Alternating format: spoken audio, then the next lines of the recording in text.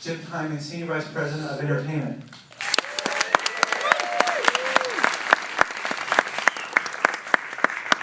Jim's been awake since God knows how long.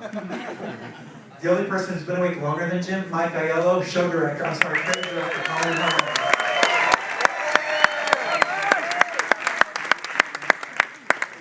Laura Wallace, show director, Holly Hernan.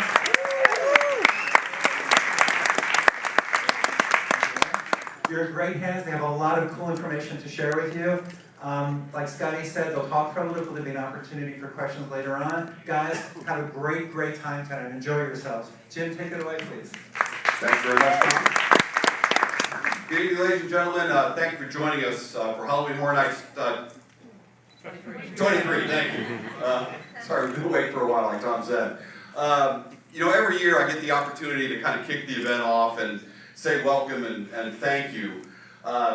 First, for all of you being here tonight to support us and, as Tom said, cover us. Also, I want to thank a couple people, as Tom has.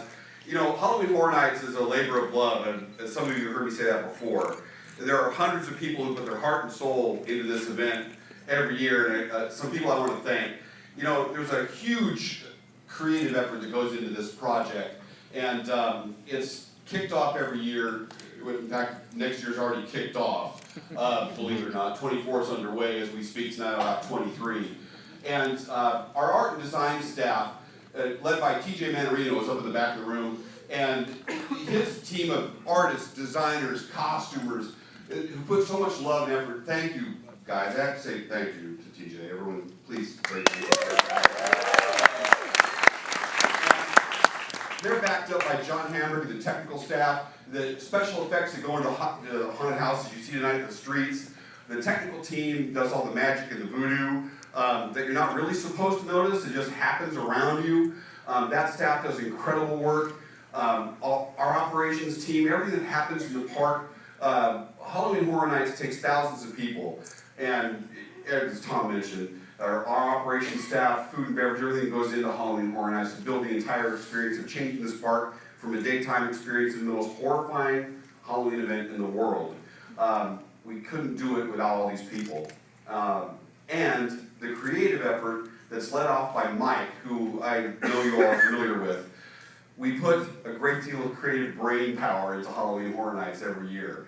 And it starts off, it's a year-long process. It's already begun for next year. We won't leak any details of that yet. But Mike has a great overview of all the content that you're going to see tonight out in the park. We're incredibly proud of 23. We have a great lineup, the most powerful yet, great intellectual properties, great original stories, a couple of incredible live shows. And Mr. Aiello, you want to talk about it? Absolutely. Okay, take it away. All right.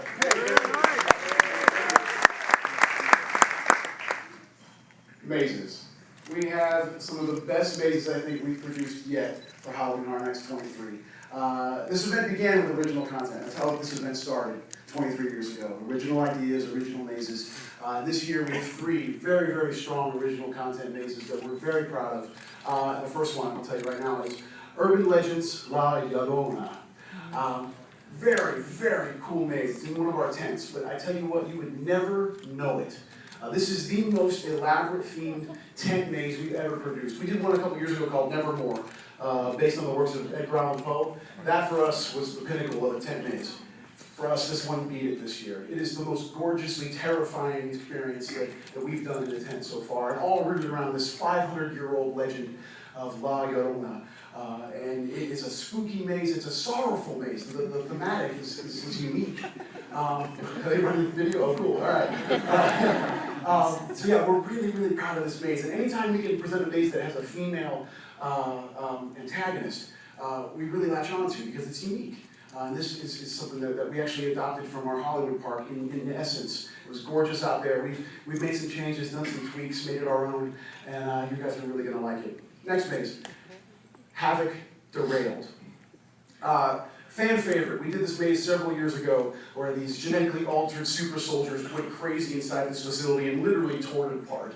Ever since we did that maze, our fans wanted us to do a sequel.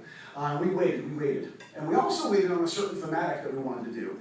David Hughes, who is an amazing designer, David and Kim Grommel are the maze designers this year, and they are the most brilliant men I've ever had the pleasure of working with. We conferred, and we really wanted to do a maze inside a train. We've never done it before. A maze that it encloses you, that it has a ceiling that looks like a train car. And then we had this crazy idea of what if we give the illusion and the essence that it's derailed and it's full of these super soldiers. Perfect, let's try it. Oh, and then we had to do it. Havoc Derailed is an intense maze. The casting here is literally insane. All the cast in there have shaved their heads for these roles. We've got tattoo barcodes on the back of their heads. They are just so cool looking, and they are terrifying. We've done 3D mazes in the past for this event. Very successful. In Between, we did several years ago. Who went through that maze?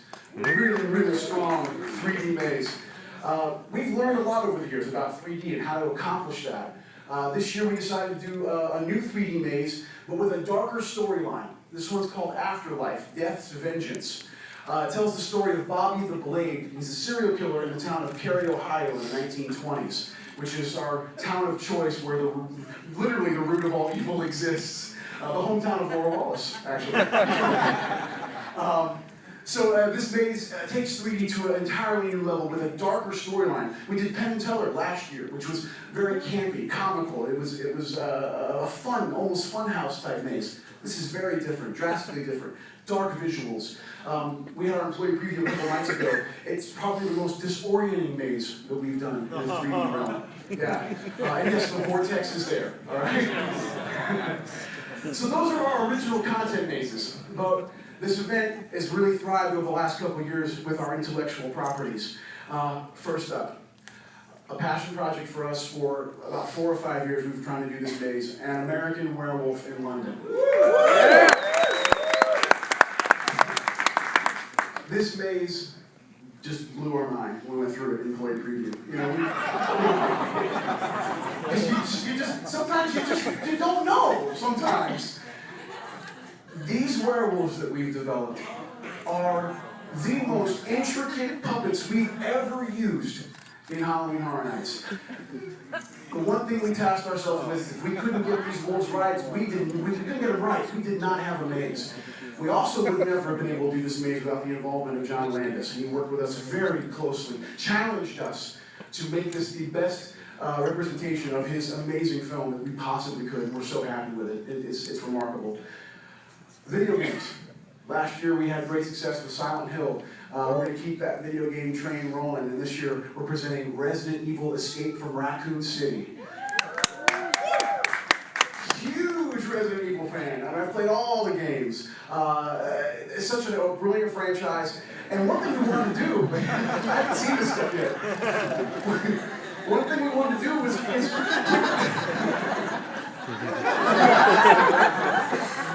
that's awesome. We wanted to give it this kind of retro feel, so we based it in games 2 and 3.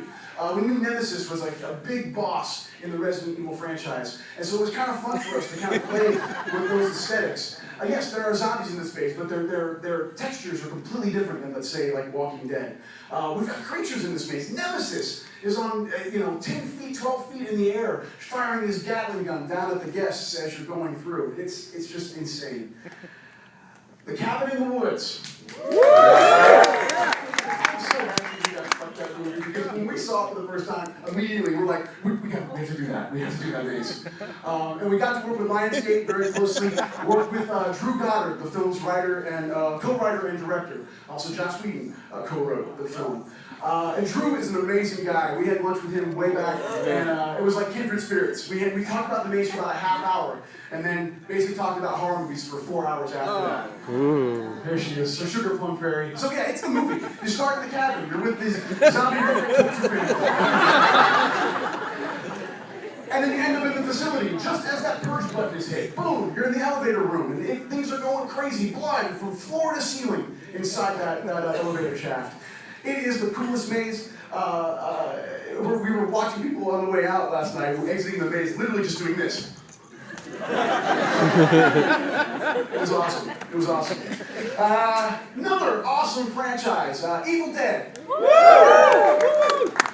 A remake came out this past year, and I know, being a fan, a horror fan, everybody that knew this remake was happening was just hoping that it was going to be good. Because those three films, Evil Dead, Evil Dead 2, and Army of Darkness, are like, they're cult classics.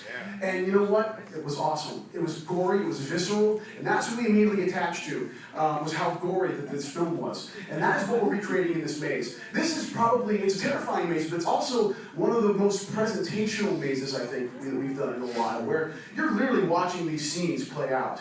We've got a room called Blood Puke. You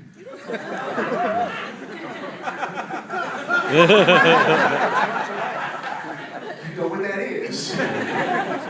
So it's just about recreating those scenes. And last but certainly not least, The Walking Dead No Safe Haven. Walking Dead TV series is an anomaly. It really is. Horror fans out here, this show, 14 million viewers a week watch The Walking Dead. That is unlike any show on television right now, much less a show based in a horror genre. So we did a maze last year, very successful for us. We knew we were going to do it again, and we had to make it better, bigger than we did before. We did it in our disaster queue line last year. It worked for us to a point, but it still didn't give us the scale that we wanted in a Walking Dead maze. So this year, it's in our parade building facility, where we were able to build the prison yard. We've got a guard tower. The scale of this maze is immense. The final room of the maze is the cell block from the show. Literally, from floor to ceiling, you're seeing the cell block. And it's infested with all types of walkers. And we have victims in the maze. We're really happy with it. It's bigger, it's better, and it really, really, puts you inside the show. Governor's Aquarium, everything's in there. All the iconic moments from season 3, solely season 3, represented in A Walking Dead No Safe Haven. But we didn't stop there this year with Walking Dead. We decided that we want to do something very different with this brand and with our own template. We took our street program and we decided we were going to take our entire template of portions of the park and represent seasons 1, 2, and 3 of The Walking Dead as part of our street program. And that program show director, Laura Wallace, is going to take you through some of the really cool things about that. Laura Wallace, everyone. Yeah. We are all huge fans of The Walking Dead, and we were so excited to get this to be our entire street program this year because there are some really wonderful environments and large-scale scenes that we haven't yet been able to create within a house. So this year, we've taken seasons 1, 2, and 3 and recreated some of the most iconic scenes in the streets. As you walk through our streets of the New York area of our park, we have turned that into Atlanta. We wanted a tank to roll out on those streets, just like you saw in season 1 in Atlanta. Well, we couldn't quite get a tank. So we built one. Our designers put together this amazing, it looks true to scale, true life. You're going to see that tank out there. You're also going to see right before your eyes in the city of Atlanta, a survivor turn into a walker. Pretty cool. I hope you guys get to experience it tonight. Also, we wanted to bring the camp from season 1 to life. So we found the perfect area down by our animal actors area is this little circular area where we have set up camp. We have the RV. We have some survivors on top of the RV. There's some tents. There's some really special, cool things that happen inside those tents. I'm going to let you experience that tonight. But walkers from season 1, as you will notice when you walk through the park, are a lot faster than season 2 or 3. So really notice that too. We've really put all of our walkers through an intensive training, and the earlier the seasons, the faster the walkers. The later the seasons, the slower the walkers. So we get to season 2. We have erected Herschel's barn, and it is at the moment that we set it on fire. So you actually get to walk through that experience. The smells of burning flesh and burning walkers are going to hit you. And as you walk out, you may see one really special well walker being ripped apart. We also wanted to highlight some of those special walkers from seasons 1, 2, and 3. So placed throughout the park, you're going to see Bicycle Girl, Bunny Slipper Girl, Deer Eater. You're going to see all those walkers come to life. In Hollywood, we represent season 3 by bringing the episode of Clear to life right before your eyes. Have fun out there and happy Halloween. Thank you, Ryan. Thank you, Mike, and thank you, Jim. We're going to get our Q&A underway. We know you guys have got a lot of questions out there that you probably want answered, but before we do that, let's bring up our very special guests. Please welcome with a big round of applause from the horror classic, An American Werewolf in London, director John Landis.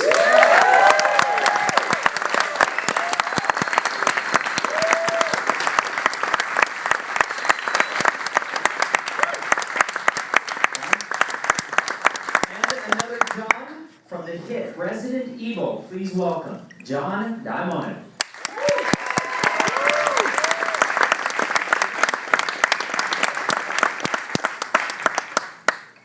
So we'll start out our Q&A with our two Johns. John Landis, we had on Wednesday an employee preview of An American Werewolf in London, the house, and there was not one silent person walking out of that haunted house. How does it feel to have your movie brought to life here at Halloween Horror Nights? Odd. It's fun. No, it really is fun. I wish I could see it in 2 weeks, because what I've seen is that the people, the performers in the house, in the maze, they have to get used to the rhythms of the crowd. And they've only done it 2 nights now, so I'm interested to see it in 2 weeks. I'm very happy with them, very happy with the puppets, the wolves themselves. And it's fun. It's fun to see it. It's a real science that Mike and these gentlemen have perfected, these scary mazes. And it's great. Although I have to tell you, just standing up there listening to all three of you talking, I thought, can you imagine if someone like, this is like what's happening to our civilization? Like, it's so gross, it's so gory, it's so terrifying. And I realized, yeah, it's like my idea of a good time. Thank you, John. And John D., we know that the video games are an absolute hit. What is it like for you seeing these games go from, a television screen and actually reenacted live with a video concept that, that's developed digitally now it's visceral. It's here with us. Well, hold on. John Landis. I'm sitting next to John Landis. I had to get that out of the way. It's truly an amazing experience. I mean, when you're watching a horror movie, right, it's kind of more of a passive entertainment experience. But Resident Evil is known to be like interactive horror, right? And to really see these creatures come to life, it's a kind of a different level of horror. I mean, in a video game, you're playing against these creatures and you're running away. Well, there's no running away from these in real life, so it's really amazing. That's incredible. Thank you so much. Well, let's go. We got a couple spotters in the audience with microphones. Let's go to a question from the audience, and then we will go back to the panel. We have a question. Somebody's fine. Yes, sir, right here. You can stand up. I think it's a pretty intimate room, so I think we'll all hear your question. Go ahead. You've been working on this for a year. What's tonight like for you? Relieving. No, it's a culmination of a year's worth of effort by a huge team of talented designers and artists and technicians and costume builders and prosthetic builders. We've been thinking about this again for an entire year, and it was surreal just tonight. Walking past the mazes and the soundstage, seeing people finally exit the sound stages and screaming and reacting to what we've created, hand in hand for a year, together, all in the sake of amazing horror. It's awesome. It's awesome. It's the best moment you can possibly have when it all clicks and all works. So it's happening tonight, and everybody gets to experience it. So, of course, over the past year and all the work that everyone has put so much effort into, what will things be like moving forward over the next couple of months now that this is actually a work in progress? Well, I think John said it. You go from tonight and from our preview night, and over the next couple of weeks, the event just builds its own energy. The cast in the houses get sharper, they build a rhythm. They see people come through the house, they get that energy from them, they get sharper in their scares and their attacks. The streets get more timing. It just gets better and better. The event just builds and builds and builds. And for us, it's a culmination of that year of taking it from a piece of paper and a thought and an idea. it can't. Tonight is all about the screen. You hear the screen for the first time. And it's Well, awesome.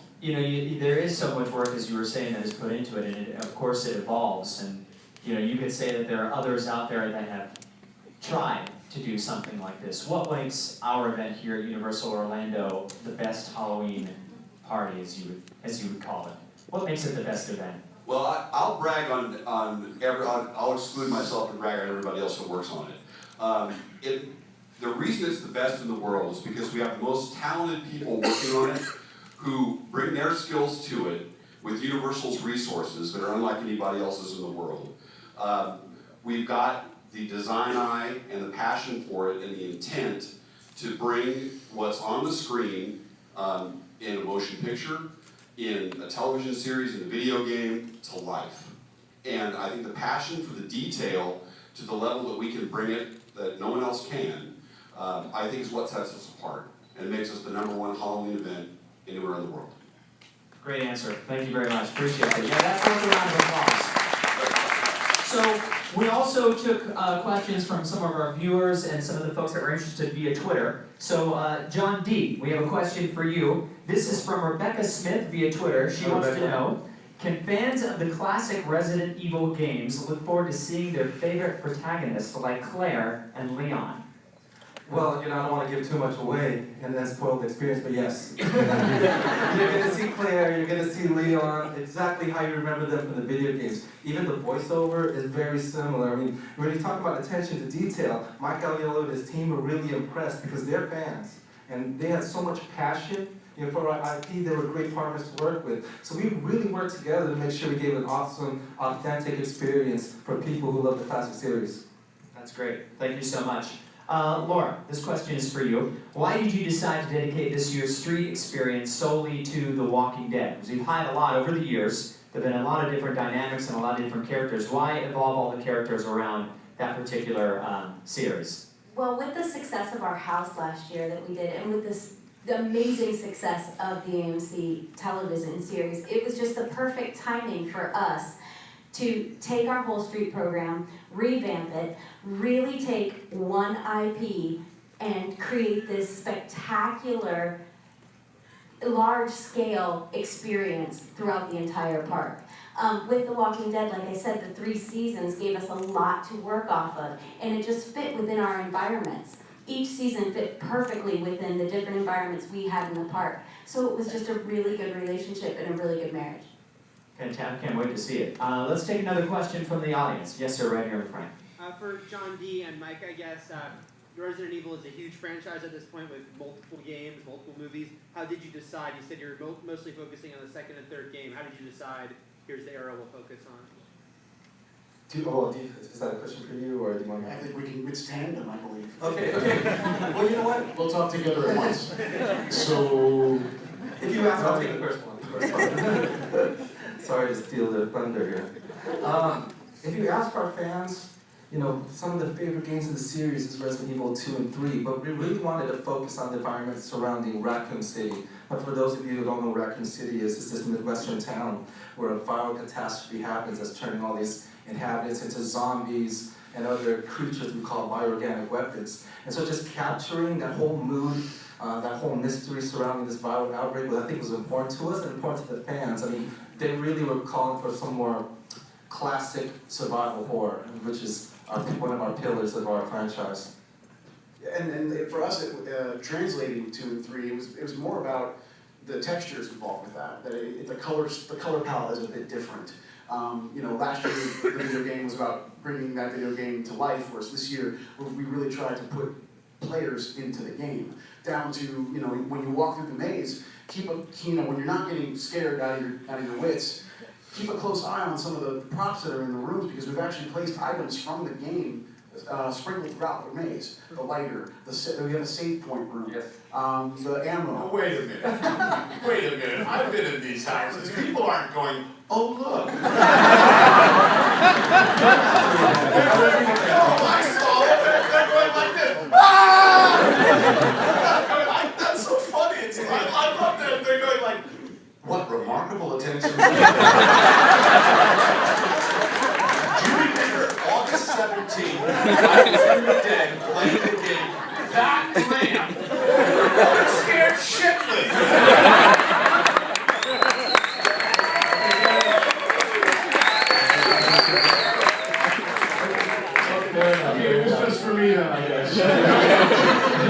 truth, truthfully, actually, I'm just being subversive, but the truth is, I think it does make a difference. I mean, I just know from Werewolf, it's like 6 people just from that little group said to me, oh, they had the Mickey Mouse, you know. So I'm thinking, okay, so I'm just teasing. I'm sure though, speaking of that, you did make a good point. If I'm a gamer, and this is my favorite game, maybe going into the house, I'm thinking, I'm gonna look for these things. I want to feel like I am in the game, just having a slightly different experience this time. Well, definitely, you're probably gonna go through this stage like this. Like, you're scared, but you want to see all the detail. But I think that attention to detail, really, it was interesting to watch the whole creative process go through. I mean, everything from the slightest touches, like how the ears of the zombie dogs would point. We went through a couple revisions on that, and it's funny because you think, well, that's a really small detail. But see, something about our Resident Evil fans is that we have the most loyal, vocal and critical fans in the whole industry, and I see that very lovingly. But anytime they see any sort of inaccuracy, they're the first ones to tell us, and we're really respectful, of our fan base like that. It is really just to provide the best experience possible for our fans. Well, you're definitely going to get it. Let's take another question from the audience here. Yes, sir. Fine, sure. John Landis. Just wondering, when you made werewolf, horror was still a very niche genre. Can you explain, do you have any reasoning why it's gone so mainstream in the last maybe in the last 10 years, it's really taken off? It's not just horror, science fiction and fantasy. You know, the big sea change has been that what's always been exploitation and B product, and they kind of point to George and Steve. They say it's Star Wars and Jaws, which are essentially, Flash Gordon and the Creature from Black Lagoon. So they're B pictures made with A budgets. And that's true, that's what's happened. And now all the major, that's what's happened. It's sort of like the industry turned over. And I think that's just a general cultural trend. I think zombies are really interesting, is the popularity of zombies, because, all horror films are metaphors. I mean, all fantasy's metaphor. So what is a zombie exactly? And ultimately, I think zombies, they always talk about the zombie apocalypse. There's it's a disease, or it's from, nobody talks about voodoo anymore. Now it's radioactivity, or aliens, or the government, or something. And I think what's World War Z, did you see that? That was funny, I thought. Good thing Brad's here. No, but the thing with zombies, I really believe they're so popular because they represent anarchy and the loss of control and the collapse of society. And look around the world, I think that's what we're scared of, and that's what's happening in a lot of places. Great answer. Thank you. Let's take another question from the audience. Yes, sir, all the way over here. Black shirt, glasses. How many emails did you actually get before you were like, all right, well, maybe let's hear what they have to say? So how many emails did you get before you were like, all right, let's listen to what they have to say? Who? Are you talking about being convinced to allow their product to be, okay. So I believe the question is how long did it take to massage the both of you into allowing this to happen? I think I wrote about 500 emails over to Michael saying, please use our IP. It was the opposite effect. It was the other way around, actually. Well, actually, they had asked me for quite a while. You said 5 years. I guess it predates you, but they've asked me for a while, and I've always been hesitant. But in fact, I came. Mr. Timon had me. No, sorry. Tim Timon had me come down. He's French. Nobody knows. They have a whole horror maze called, the Eclair of Death. Don't reveal our secrets too soon. We've had a long day. I'm sorry. But anyway, you know what? I came and actually, it's you. I learned you're the person from the chainsaw people, huh? I was here at the park. I turned the lights down and I came. The later it is, the scarier it is. And I came, and all of a sudden there was this horrendous noise.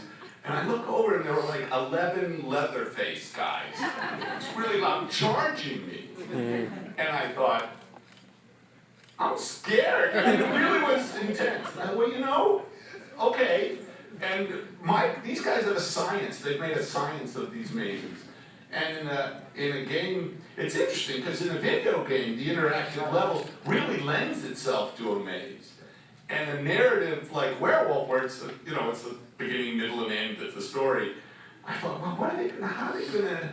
And actually, it's a very specific thing, and I think they did a great job. I'm fascinated.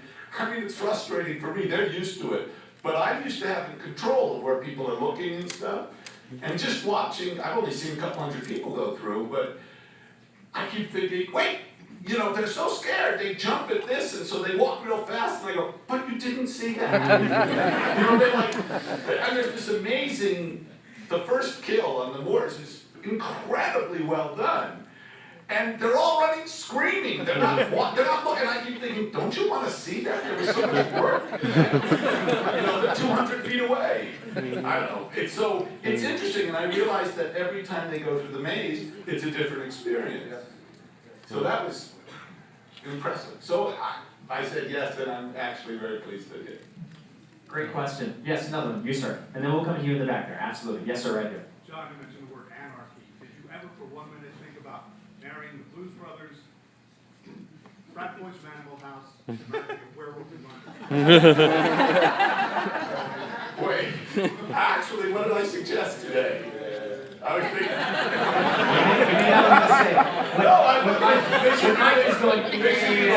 The Animal House names.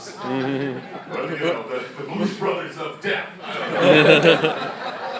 don't know.